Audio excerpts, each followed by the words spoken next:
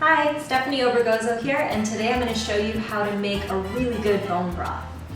You might be wondering why so many people have been jumping on the bone broth bandwagon lately, and it's because there are tremendous health benefits to drinking bone broth.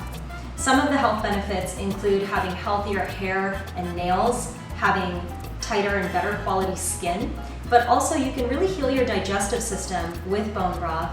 You can use bone broth to support your adrenal glands, and you can use it for detoxification and even weight loss, which I will go into more detail about later on in this video.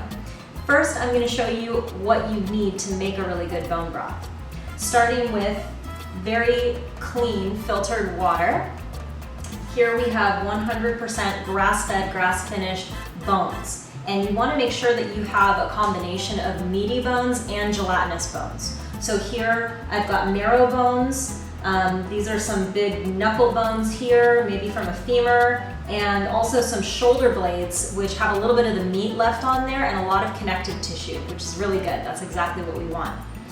Now, I also have apple cider vinegar here, high quality sea salt, black peppercorns, organic mirepoix, of course, carrot, celery, onion, a little bit of lemon, some fresh thyme, and some dried bay leaves.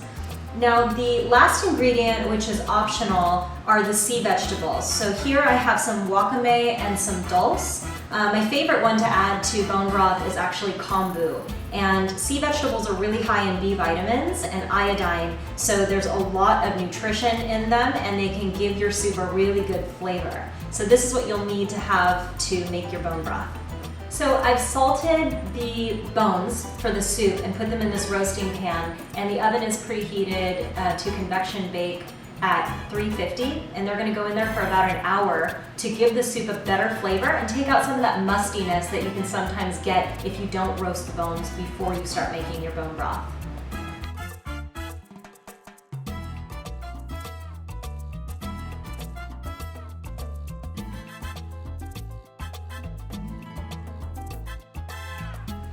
So now I'm going to add 2 to 3 tablespoons of the apple cider vinegar now that the bones are roasted and I've just put the water in.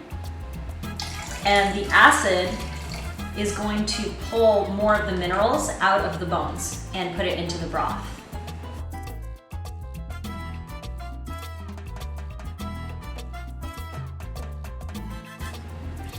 Now this mixture is going to sit for 1 to 2 hours on the stove before I turn the heat on. The beef bones have soaked in the apple cider vinegar and lemon mixture now for a little over an hour. So the next step is to bring it all to a rolling boil. And at that point, a bunch of brown yucky foam is going to bubble up to the top. These are all the impurities, and you want to scoop that off and discard it, throw it away. The next step is to roughly chop the vegetables, and we're going to add that to the broth for flavor.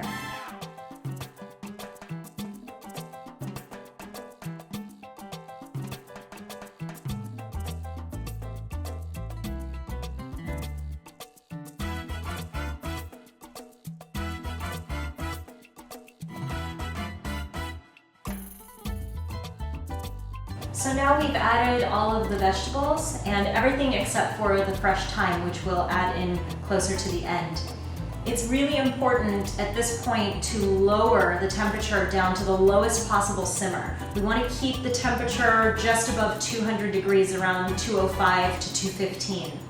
The reason for this is because overboiling it can actually destroy some of the nutrition in it, and we want to keep this as nutrient dense and as healthy as possible. So lowering that temperature until you see just a few bubbles coming up to the surface, and now we're just going to let it cook anywhere from 24 to 48 hours.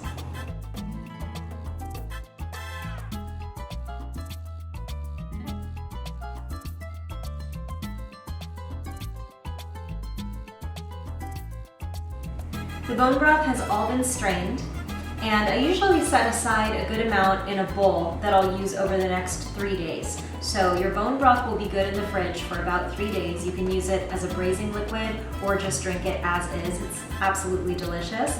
The rest of it I put into jars, which will go into the freezer for later use. So now I forget. The rest of the broth I'm putting into these jars that will go into the freezer, and I'll use them at a future date. So what we do now is wait until it all cools down to about room temperature and then put it all in the refrigerator overnight.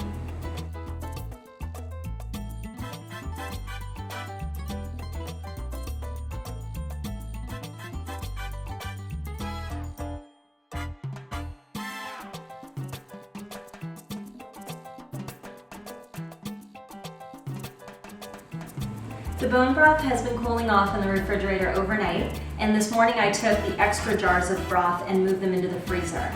Just a word of caution, if you plan on freezing any of your bone broth in mason jars, be sure to leave at least 1.5 inches of room from the top of the jar, because the liquid will expand and you can end up with exploded jars of bone broth in your freezer, which is not fun. I've actually ruined a few batches of bone broth myself that way. Now, when you're finished making the soup, there's going to be a layer of fat that rises up to the top and it's going to solidify. This is a really nutrient-dense fat, so rather than scoop it off and throw it away, you can use it for cooking.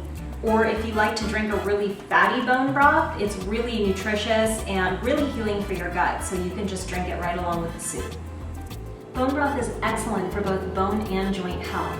It has high bioavailability, which means that because it's so easy to digest and absorb, the nutrients are readily available for your body to use.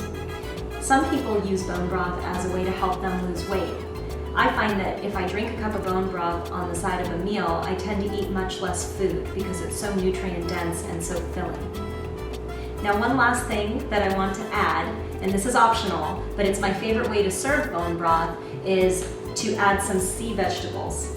So while I'm heating up the bone broth, I'll throw in some kombu or wakame. There are many different types of sea vegetables and they all are very rich in minerals and vitamins. So that's just another option for you to spice up your bone broth. Thank you so much for watching, and I'll see you next time.